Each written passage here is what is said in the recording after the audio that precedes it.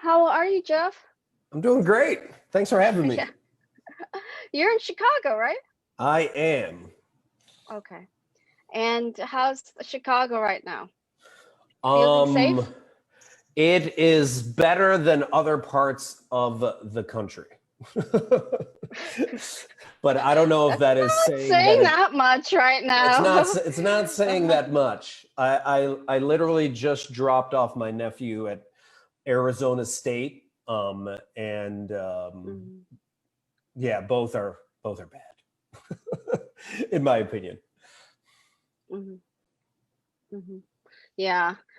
So you and I met in 2016 Iowa. Is that what We met happened? in the Mhm.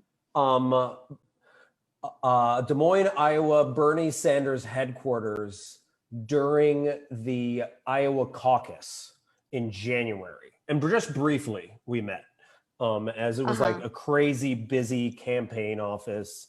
And yeah, it just it had a really cool, amazing vibe energy at the time. I had never been to an Iowa caucus before, so Yeah. that was awesome. So you went mhm. So you went there to volunteer? Yes. Yeah, I had been motivated. I had always wanted to go to the caucuses in Iowa. I didn't get to go when I supported Obama back in 2008. So when Bernie was running, I was like, this is the opportunity. And also because Iowa is, I didn't realize it was such like a carnival where like people just show up because you can meet every single presidential candidate on both sides of the aisle. Um, so Mhm. yeah, it was fascinating. I was sitting next to a reporter on the flight there, and it was just a surreal experience. Hmm. Yeah. Yeah, I had a blast. I went this past January as well.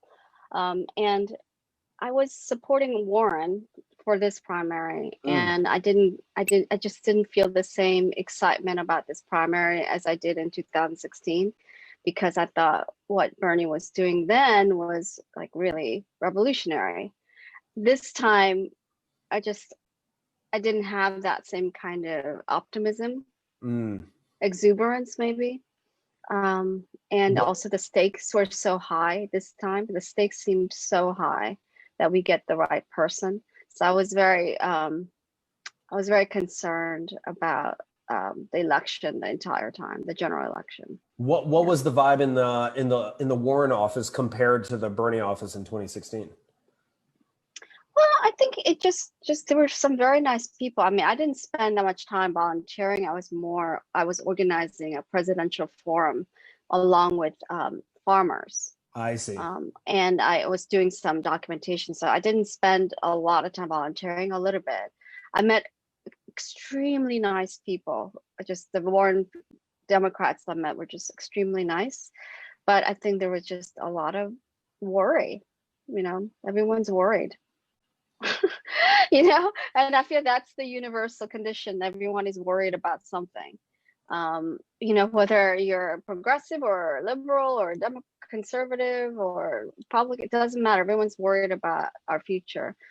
And I guess that's kind of where we are right now is like we have what 70 some days until the Yep. election, Yep. and the stakes are so high. I mean, I say that every election, but I feel like it just could not be any higher than it It is could right not be. now. It could not be any higher. Um, I agree. and there's a body count that keeps growing every day. So it's just the conversation that we need to have really, to me, has to be grounded in that reality Mm-hmm.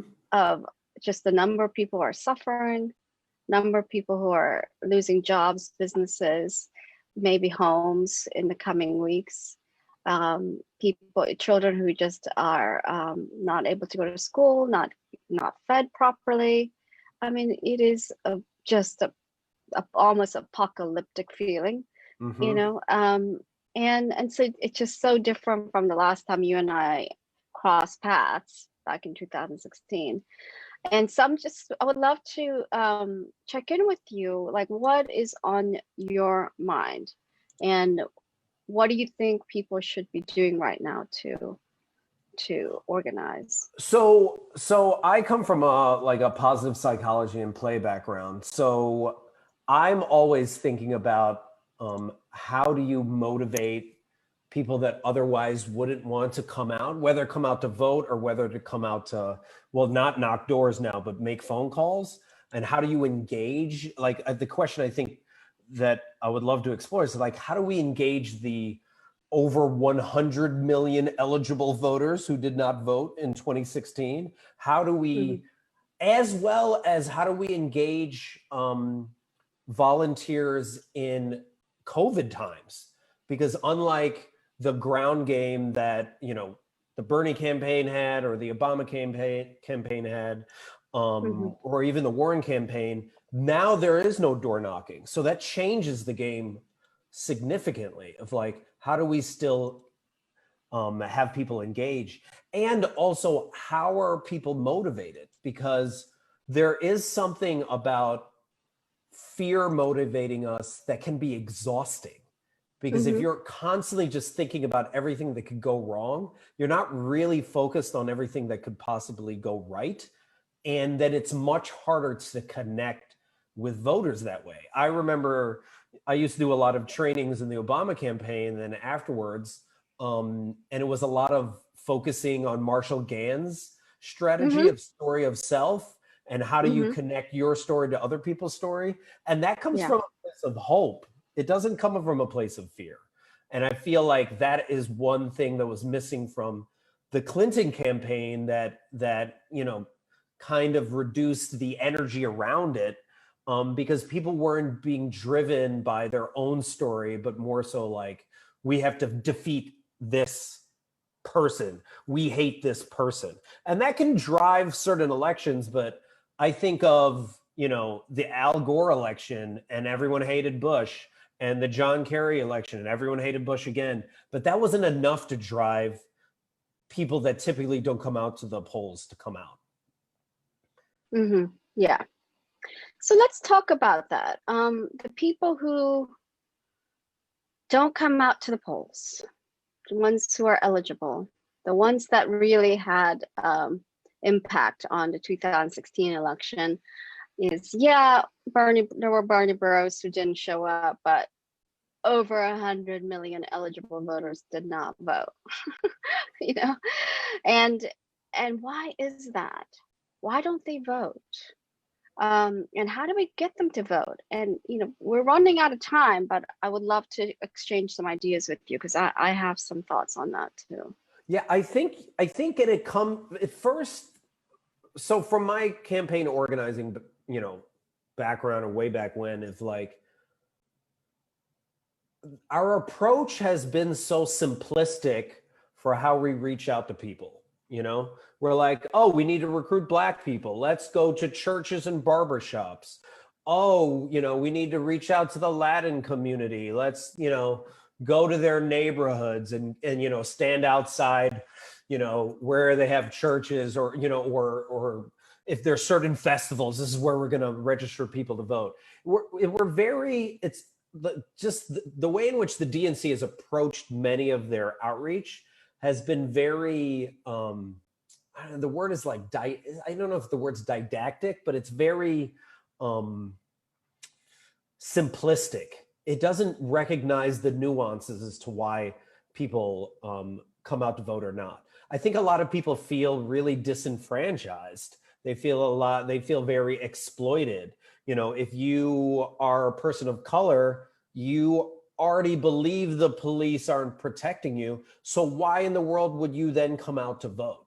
You know, you know, you don't even have time to go to a city council meeting, so you don't even realize where your vote actually matters. And you might be so disillusioned that you believe like the whole system's already rigged. So because of that, you're like, yeah, what difference can I make? And anyone that's going to approach any of these voters has to be able to tell a compelling enough story rooted in their own story of why it could potentially make a difference. That's what I believe. What about you? Yeah, I think that, we don't understand why so many people have checked out and are cynical about politicians. And it's because you go to some of these communities, like I went to Hazleton, Pennsylvania, in northeastern Pennsylvania. That it was one of the counties that flipped from Obama to Trump in Mm. 2016. And you go there, and there's coal dust everywhere because there's still coal mining going on. There are very few good jobs, very, very few. And it really feels like a place in decline that's been just neglected. Interestingly enough, there's a big community from Dominican Republic that started moving there from New York area. Like New York's Wow. too expensive, and so somehow they started moving. So there's a huge Dominican community in Hazleton, and so it's created this tension between the Dominicans and other immigrants Interesting. and the coal mining Right. community and just the white working class community. So there is an interesting tension or disconcerting tension that people have been trying to figure out. Some really great people trying to figure out how to deal with that, navigate that. But my point is, it's a place where it really does feel like people have been forgotten. The community's been forgotten. Their health issues because it's a coal mining community with pollution and just the hazards of mining. Um, and there are a lot of places like that around the country, and people have written books now about these communities in Appalachia and Michigan and Wisconsin and so on. Um, but it's real, and their material conditions don't change whether it's Republican or Democrat, you know. And so then like why should they vote? Why difference does it make? If every year things get actually little bit worse or maybe a Right. lot worse. And so I mean, to me, I think the Democrats do need to acknowledge mistakes that they have made in the past, in my opinion, you know. No, I Um, agree. I can. and that it did have to do with things like NAFTA, that Mhm. these jobs did go overseas, and that we have to figure out how people can get better jobs. We have to figure out how to improve the lives of these communities instead of just kind of letting them migrate to the city, so that there's a brain drain from these rural areas or smaller towns Mhm. to cities where younger people try to look for better lives, but their families, because they've been there generations living together as families, right? And so, I'm just concerned that Democrats really don't understand that. Well, You know. I think it's I think that it's not just that they don't understand it. I think they, in many cases, Mm-hmm, they only show up when they need the vote. That's what I feel like mm-hmm, happens all the time. Is you don't mm-hmm, see organizing happening in the community when something is not needed, and then all of a sudden election year rolls around, and then everyone all of a sudden shows up to Iowa, and everyone all of a sudden shows up to parts of Pennsylvania that they haven't seen before, and they take their photo ops and they leave, whether they're Republican or Democrat. So there's a clear disconnect, and there's a clear sense of like belief that there's an oligarchy that basically exists, and that that they're only using people from time to time. And I think of something as basic as like the educational system, and people keep saying the educational system is broken, it's always been broken. It's like, no, the educational system is working exactly how it was designed to do. It benefits a small few people. It calls the top academic people and puts them in university or puts them in positions of power, and then everyone else is kind of like left up to their own devices to just figure it out. So until we actually, and this is why Bernie's message resonated, why like the Green New Deal resonates, right? While like, Warren advocating for, the working class resonates, is like, we know that it's been rigged for a very long time, way before Trump. If anything, he's just a manifestation, as Anand Gurdagas says, like from Winners Take All, it's like he's just a manifestation of what we've been building for like the last 20, 30 years. And it's always been rigged in this favor, but now it's so blatant. So it really then is on the Democratic Party, like, do we want to change? Or, are we going to continue to do what we've always done, which is to play the safe route, and really not fight as much for the working class as much as we can, because we also want to cater to the middle as well as to our rich donors.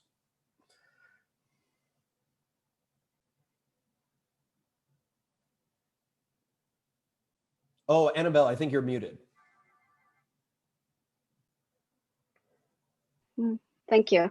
Yeah, I think ultimately this is why I consider myself a progressive, because I think the Democratic Party needs some big changes, and that it has to do with, acknowledging mistakes that were made and really trying new things. And so this is why I really didn't think Hillary was the right candidate in 2016. And I didn't feel good about Biden being our nominee. I really wanted Warren, but of course, I absolutely think that there is no equivalency between Democrats and Republicans. Right. Not at all. I think Republicans have really are just almost sadistically cruel to working and poor people, and don't understand the struggles of the middle class. So, I mean, there's no comparison between the two, but I don't think we have the right formula for making these fixes right now. We're not going to be able to bring jobs to places like Hazleton, Pennsylvania, or Bellhaven, North Carolina, or any of these communities that I've been to that seem to be just dying, and they're also, with a lot of these places, there are environmental problems because of resources that have been extracted from those communities. And therefore, healthcare is such a big issue. You have people who are really sick, not getting any real care. And so all these things are snowballing. And anyways, it's as a progressive, I get frustrated. Like, when are we gonna really tackle the big issues like I think Warren and Bernie have been trying to do? I don't know. I mean, I know we have to elect more progressives. It's great to have more progressives on board, but they get demonized. They're demonizing the Squad and AOC. And Republicans are trying to use them to scare people right now into thinking that Democrats are extreme and socialist and whatever. And I think it's very understandable why people don't want to deal with any of it. It's like, right. I just want to just forget about it, shut it down. It doesn't matter to me. It's a headache, it's noise, and I'm just not going to participate. I get it. I do. I really do. And I think that's why people who do get it, who can't imagine saying, well, forget this. I'm just gonna work on my own little life.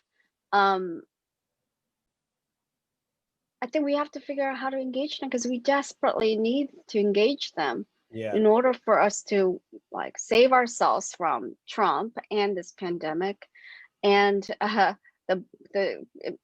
all the things that scare me, like the Proud Boys and white supremacists. I mean, all the things that scare me. We need to engage at least some percentage of this 100 million group. If we're going to really save ourselves, because if Trump turns out his base and we turn out our base, I think we're going to end up dead even. Yeah. And I'm concerned that there's going to be a lot of and I won't even get into that, but there'll be a lot of shady things that will make it so that it won't be dead even. So, Exactly. you know, and I don't even, there's so many, you know, Green already went through them, so I don't need to go through a lot of them. But Oh yeah, let me just explain to people. Richard Green and I did a live stream in which Richard Green presented a very dark, bleak, scary picture of. Anyway, yeah, keep going. Yeah. So when I think of like how to engage them, well, first, you know, I know it's said so many times, but I feel like we really are at like an inflection point or a crossroads, right? I think we missed a huge opportunity to reach out to more progressives during the convention. I saw a meme recently where it's one of those memes where like the guy is like looking at another girl and he's like looking at another girl and that girl is 8% Republicans and ignoring the 40% progressives that are like ready to fight, like ready to like be active because we wanted to cater to like, well, maybe we can get some of the GOP over. And it's like, that's such a, we devoted a whole day to that, which is just mind boggling to me. But then we only gave AOC like 1 minute, you know, and Stacey Abrams just a little bit longer. So we missed it. We missed an opportunity there, but there still is a way in which we can engage people and actually get them registered to vote, or actually get them, maybe they're already registered, but to actually show up. And I think it's a combination of explaining what happens if they don't show up. And that comes from like, yes, it is. Part of that is fear-based, which contradicts what I said earlier, but we really do need to explore what may happen in the second term, right? You know, in regards to the increased number of COVID deaths, in regards to the fact that we'll probably go to war, in regards that, you know, defunding the police, forget about even defunding the police, it's just going to get worse. It's going to become a much more totalitarian state. A lot of the stuff that was written in the On Tyranny book, I forgot who the author was, but it was a phenomenal book. And then I think his name's Timothy Schneider. Yeah. So it's just, it's going to, like, whatever you thought was the worst it could get, it's going to get 10 times worse. And if you want to think of how that is possible, think about January 2016, when a lot of people were feeling sad, and then we, you know, went on those marches, and then we were thinking, oh, this is going to get bad, and then the first ban happened, and a lot of us went to the airports to protest, and we were like, okay, it's going to get bad, but it can't get worse than that. And then just to imagine where we're at now, like, I can't even imagine what it's going to be if we, you know, for the next 4 years. So that would be one of my first things that I would approach people with, is like, this is what is at stake. Okay. But Jeff, that's not very positive. Well, but I'm saying, like, that has to be one of the strategies, because like you said earlier, we can't ignore the reality, right? But then I think there's the flip side of it. And I come from like the art activist background. I make a lot of now ridiculous videos that kind of mock the GOP and mock like the hypocrisies that are happening in politics, you know, and I throw them on my Instagram page and my YouTube channel. And it's around what I found, and I found this from a lot of TikTok activists, you know, is you can do a lot in the art activism world. You can do a lot to inspire people by creating stuff that is either humorous or very educational, and like sharing it with populations that otherwise would not come across this. There were a lot of 18 to 22-year-olds, or maybe even further, that got active in ruining Trump's first reopening of speech, that had never even gotten involved in politics, and all of a sudden they were involved. So you have to think of new, different mediums to engage people, and then engage them in a creative, artful, playful way, and not in the same standard, boring way that we've approached people in the past, where it's like, we need you to vote, and the reason why is because Biden's the greatest. And it's like, no, like I even know a website and they're an Instagram channel called Settle for Biden. They're hilarious. They're like, I know he's not the greatest. Fine. But there are a bunch of other great people that we are supporting when we settle for Right. Biden. And that's okay. You know, like just owning up to the reality of where we're at and then being like, what can we do in a creative way to reach out to people? You know, that's where I think there's hope. Yeah. Yeah. I put together a Facebook page and some merchandising with my design team called He's a Mensch, all about emphasizing that, you know, Biden is a mensch. I mean, he's very worthy of trust, in my opinion. He's a decent person. And that helped me. Someone put that as a comment on this Facebook page, a talk on Mainstream. I was like, yeah, that's right. He's a mensch and I trust him. And I think that's huge, actually, being able to trust someone, you know, and we don't have this monster in the White House. That's huge. That is You know, huge. yeah. So I'm going with that. And it is motivating me. At the I same think time, yeah. Oh, I was going to Yeah. say, I think there's something else, and I know this has become cliche and mocked during the 2008 election, and people think it's corny, but there's something extremely powerful about hope that you can't drive people with fear. And my friend Gary Ware recently was telling me this. They break it down of like, you need hope in order to then have goals, and then when you have goals, then you can have plans, and then when you have plans, you can actually turn them into actions, and then that ultimately is what gets you up every day, right? So you need all of that. So like hope and joy are like decisions that Right. we make on a daily basis. So if you are like feeling down and feeling frustrated and feeling like, oh, I don't know what to do, but we got to get people out. If you're coming from just a fear place, it's not going to drive you because you're not going to have clear vision of like what your goals are, what your plans are, why you're waking up. So you have to figure out what is your hope in this. If it's not Biden, maybe it's AOC. If it's not her, maybe it's the whole squad. If it's not that, maybe it's flipping the House or flipping the Senate and keeping the House. If it's not that, it's maybe being able to finally put someone into the Supreme Court and give Ruth Bader Ginsburg some time off. You know, like think of the things that are driving you from a hope standpoint and focus on that. And that will drive you more than from a place of like, this guy is freaking me out and we have to stop it. Yeah. I guess, you know what gives me hope? It's not actually political. And it could be that fundamentally I'm not a political person, just like I don't like sports. I don't like watching sports. I don't care who wins or loses. What I care about is kind of relationships with people. I want to feel like I live in a community that's caring, that treats me with respect, that is responsive to people I care about. I want to feel like we don't hate each other, that we are fellow Americans and we're working together.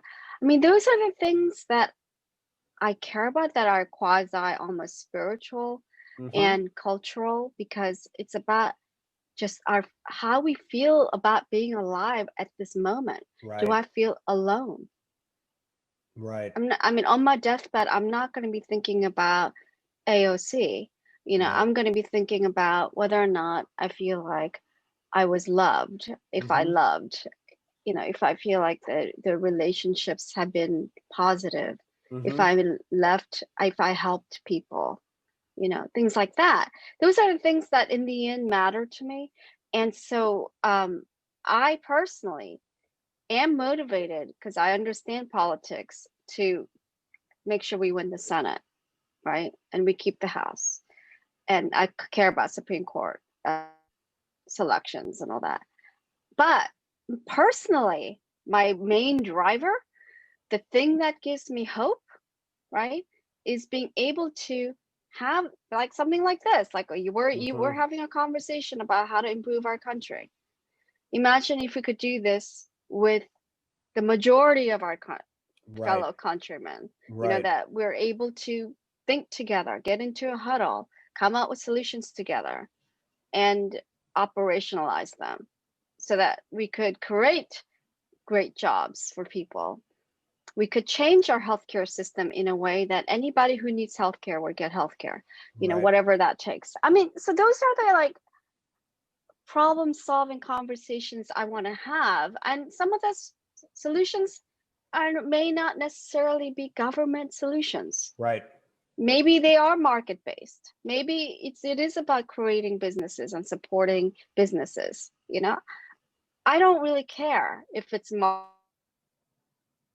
based or if it's government based, but I want solutions. Right. And I want people working on those solutions Right. instead of feeling like we're just against each other because we're all watching like the Super Bowl of politics and we have our team and we're rooting for our team. I mean, that's ridiculous. And I that's agree. how it's been reduced. Like, it feels like we're made to be like spectators in a stupid football game. And I can't get into that. It's Hmm. not who I am. Doesn't motivate me. And I hate sports. You could not pay me to go to a sporting game. People have tried to. It doesn't work. Okay? Because I don't care. Um, I No, care about creating stuff. I think you tap into like probably the core point of how can you engage somebody is like it really has to be at a basic humane level. I think in many ways we've forgotten how to treat one another. Yeah. And the more I spend on social media, Uh-huh. the less I feel connected to human beings. But when I was out in Arizona, whether I was surrounded by liberals or conservatives, there were still people, right? Right. And I think a lot of times we buy into the sensationalism that is in the media, whether that's MSNBC or Fox, and you forget people are people. And one Yeah. thing that I did really appreciate about like Marshall Gann's approach with the Hmm. Obama campaign in 2008 was it was all about sharing your story and then hearing other people's stories.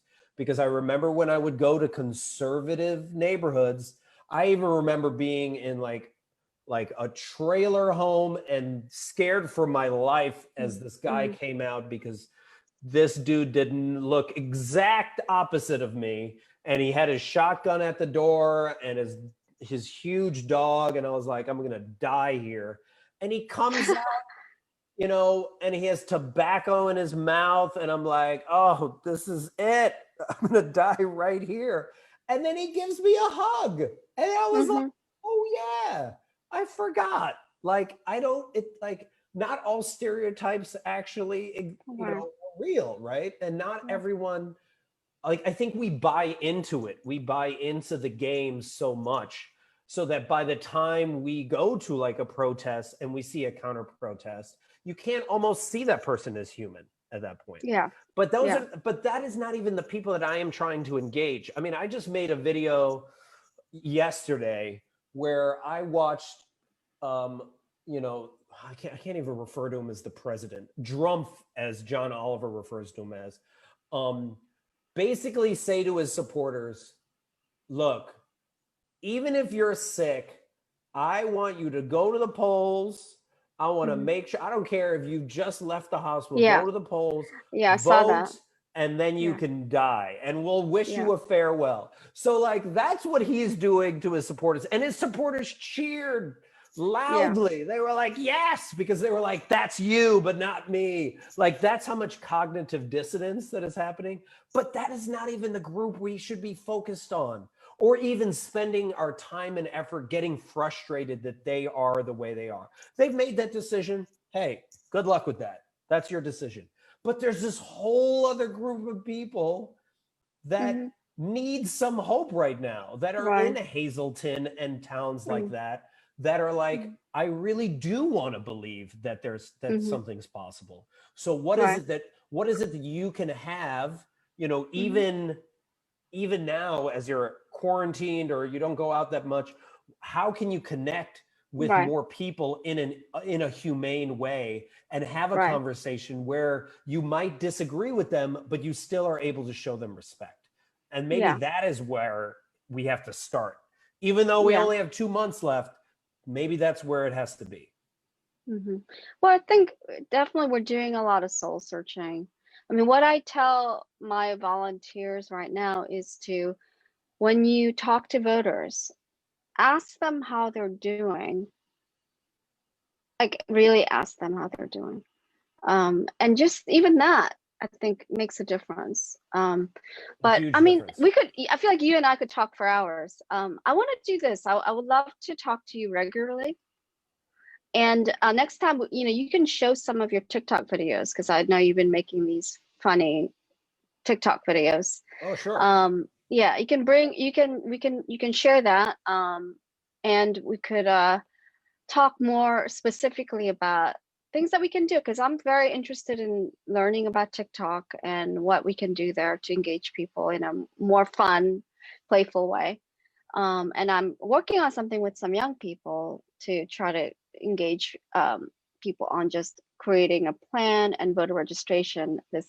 This young man I met through Talk on Main Street named Lucas in Orlando came out with the idea of doing a challenge, like a TikTok challenge, to get young people to register to vote and create a plan.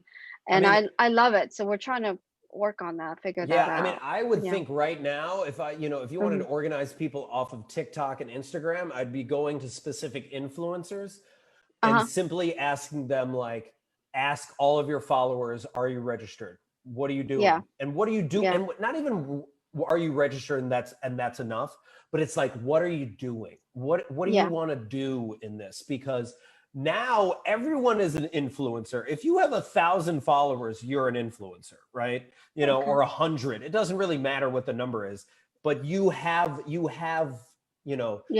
clout. So what is it that you want to do in your leadership role?